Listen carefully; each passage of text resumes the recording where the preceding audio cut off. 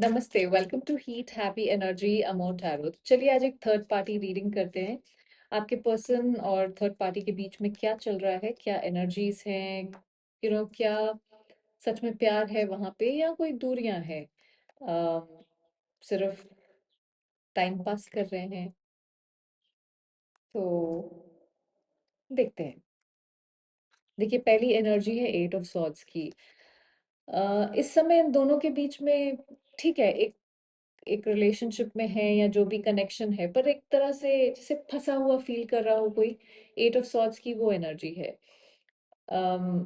खुशी नहीं है लेकिन निकल भी नहीं पा रहे हैं आप। जैसे अगर आप देखें तो यहाँ पे बीच में फूल पत्तियां भी हैं, बट देन वो कहीं अंदर फंसे हुए हैं, बीच में अड़े हुए हैं एक दूसरे के साथ। अम, फूल एक तरफ हैं, पत्तियां एक तरफ हैं, तो कहीं आपस में एक सिम्फनी नहीं है, रिदम नहीं है दोनों के बीच में, पर वहां पे रहना वहीं पड़ेगा, उस तरह की एनर्जी है। तो इस रिश्ते में कहीं ना कहीं क्लैरिटी की कमी है। दोनों अपने अलग अलग इनसिक्योरिटीज में घिरे हुए हैं शायद।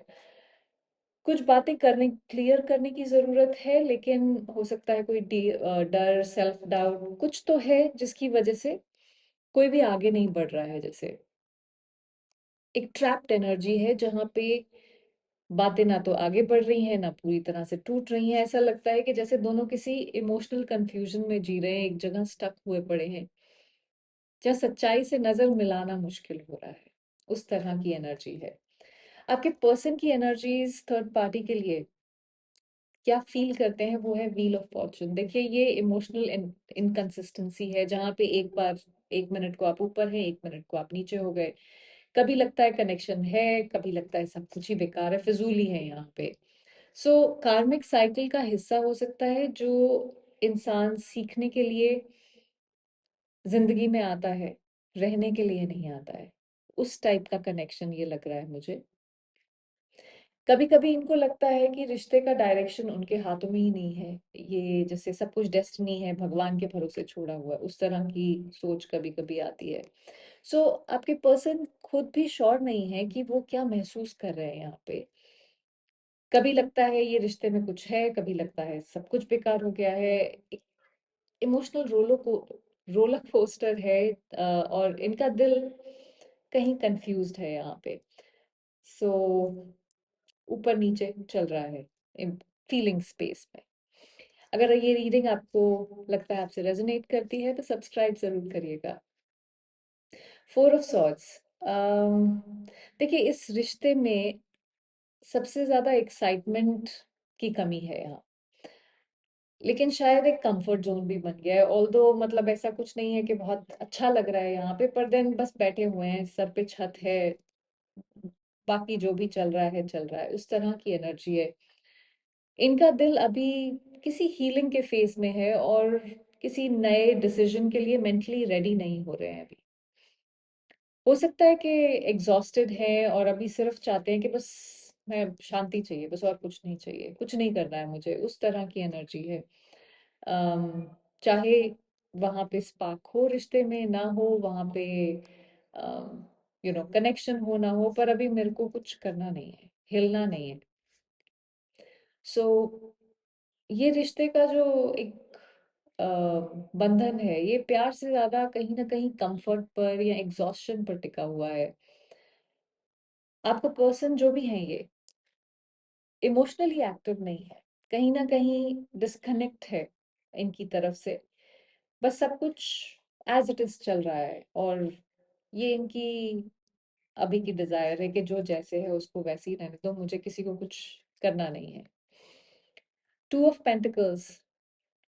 देखिए, कांस्टेंट जगलिंग चल रही है, इनका दिल एक जगह टिक के नहीं बैठा हुआ है। इनको इमोशनल सेटिस्फैक्शन की जगह उनके अंदर कंपैरिजन और कंफ्यूजन चल रहा है कहीं। हो सकता है कि दोनों रिश्ते या सिचुएशंस के बीच बैलेंस बनाने की कोशिश कर रहे हो ये, लेकिन खुद ही इम्बैलेंस महसूस कर रहे हैं। हो सकता है और कई सारी रिस्पॉन्सिबिलिटीज हो जिनको जगल करने की कोशिश कर रहे हो, बहुत सारी चीजों में हाथ पैर मार रहे हो, वो हो सकता है। इनका दिल पूरी तरह इस कनेक्शन में इन्वेस्टेड नहीं लगता है मुझे। हर दिन जैसे नए इमोशन से गुजरते हैं, कभी गिल्ट है, कभी ऑब्लिगेशन है, कभी ब्लैंक हो जाते हैं जैसे। ये रिश्ते में स्टेबिलिटी मिसिंग है इनके लिए। थ्री ऑफ कप्स, देखिए सरफेस लेवल पे ये चाहते हैं चीजें हैप्पी दिखें, और शायद इसीलिए दिख रही हैं, लेकिन अंदर कुछ इमोशंस छुपाए जा रहे हैं जैसे।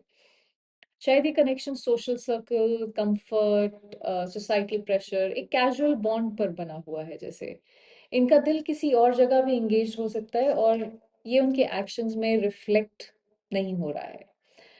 आपके पर्सन हर चीज ओपनली नहीं बता रहे हैं थर्ड पार्टी को, अपनी रियल फीलिंग्स आगे नहीं आने दे रहे हैं। आउटवर्डली सब नॉर्मल लगता है, लेकिन अंदर कुछ चल रहा है इनके। सो ये अपनी क्या चाहते हैं अंदर से, ये थर्ड पार्टी को भी नहीं बता रहे हैं ये। टेम्परेंस, देखिए इनके बीच का सबसे बड़ा जो इमोशनल या प्रैक्टिकल चैलेंज है वो है बैलेंस, वो है हीलिंग। दोनों का रिदम मैच नहीं कर रहा है, एक दूसरे के पेस की जो नीड्स हैं ये अलग अलग हैं इनकी।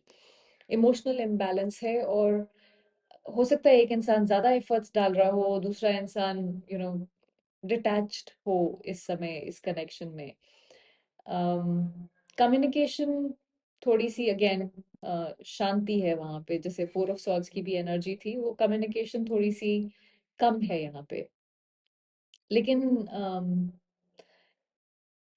दिमाग बहुत ज्यादा खराब हुआ हुआ है जैसे, इस तरह से लग रहा है मुझे ये देख के, क्योंकि अनरिजॉल्व्ड इश्यूज हैं। और ये ना, ये जो कार्ड है ना, इसमें ऑलमोस्ट ऐसे लग रहा है कि ये दिमाग पकड़ के कोई बैठा हुआ है, सर दुखता है।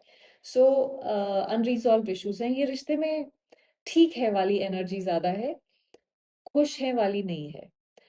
दोनों एक बैलेंस ढूंढने की कोशिश कर रहे हैं शायद, लेकिन दिल के अंदर एक अनसेट फ्रिक्शन सा बना हुआ है।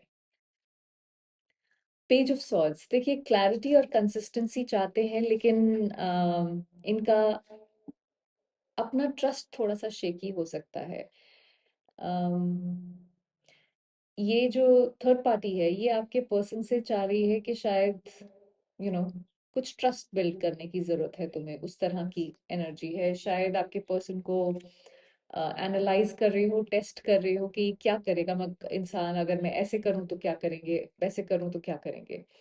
सो कहीं ना कहीं एक डाउटफुल एनर्जी है। इंफॉर्मेशन गैदर करना, कंट्रोल रखना, सब कुछ जानना उनका फोकस हो सकता है ये थर्ड पार्टी का। सो ये थर्ड पार्टी इमोशनली सिक्योर नहीं है, कॉन्स्टेंटली नजर गड़ाई हुई है, समझने की कोशिश कर रही है कि ये रिश्ते में थोड़ी टेंशन क्रिएट हो रही है, ट्रस्ट पूरी तरह बन नहीं रहा है, तो क्या चल रहा है। सो थर्ड पार्टी आपके पर्सन से बेसिकली चाहती है कि कम्युनिकेशन जो क्लियर हो, इनको जो भी सस्पिशंस हैं उस चीज को लेके यू नो प्रॉपर कम्युनिकेशन हुआ जाए, चीजों को सॉर्ट आउट किया जाए। सेवन ऑफ पेंटिकल्स, देखिए आपके पर्सन ने कहीं ना कहीं अंदर इवैल्यूएट करना शुरू कर दिया है कि मैं इस कनेक्शन में रहना चाहता हूँ, नहीं चाहता हूँ, लेकिन रिजल्ट इनके दिमाग ने इनको नहीं दिया है। ये इवैल्यूएशन प्रोसेस चल रहा है। शायद इनके मन में ये सवाल है कि मुझे और वेट करना चाहिए, कि छोड़ देना चाहिए, कि क्या करना चाहिए।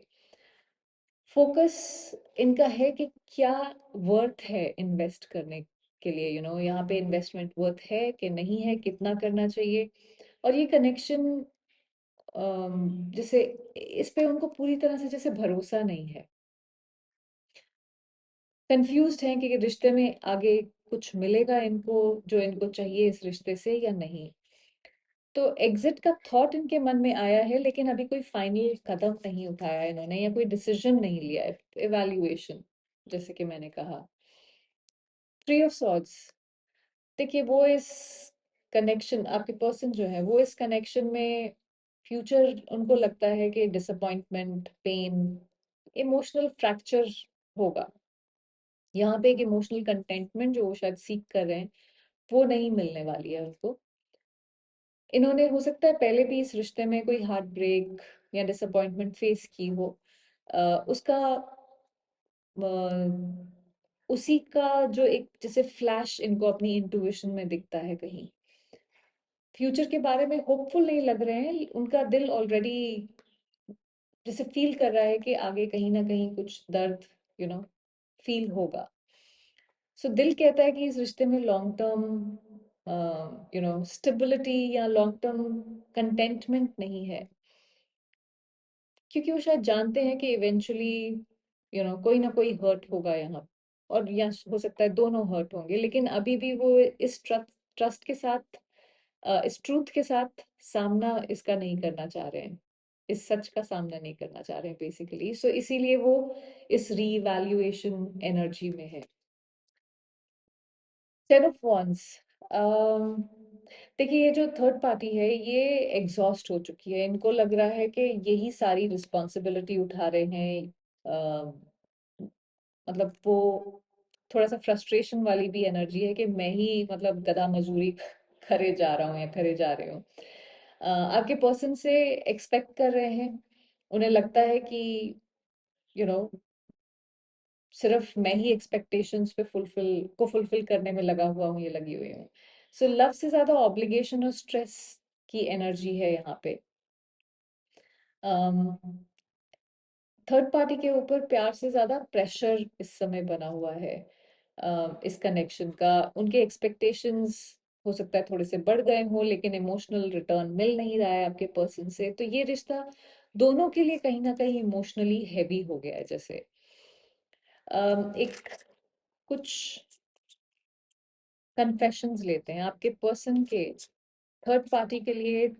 ऑनेस्ट कन्फेशंस क्या होंगे अगर वो सच बोलते, मुंह पे बोलते?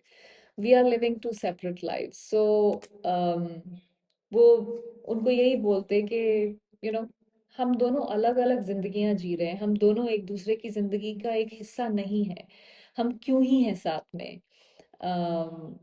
बट मतलब क्या सेंस क्या बनता है इसका? My mask keeps me safe, I need to fake my feelings. So जो भी ये दिखावा कर रहे हैं, वो जो थ्री ऑफ कप्स की एनर्जी थी कि सोसाइटी के लिए या लोगों को दिखाने के लिए जो भी ये दिखावा कर रहे हैं, वो एक मास्क इन्होंने पहना हुआ है, क्योंकि इनको लगता है कि एक कंफर्ट सेफ्टी जो अगेन हमने देखा था, वो अपने लिए बरकरार रखने के लिए उनको ये फेक करने की जरूरत है फीलिंग्स, तो ये फीलिंग्स है नहीं। I'm I try to run from this connection, but my soul craves you. So कहीं ना कहीं अगेन इन्होंने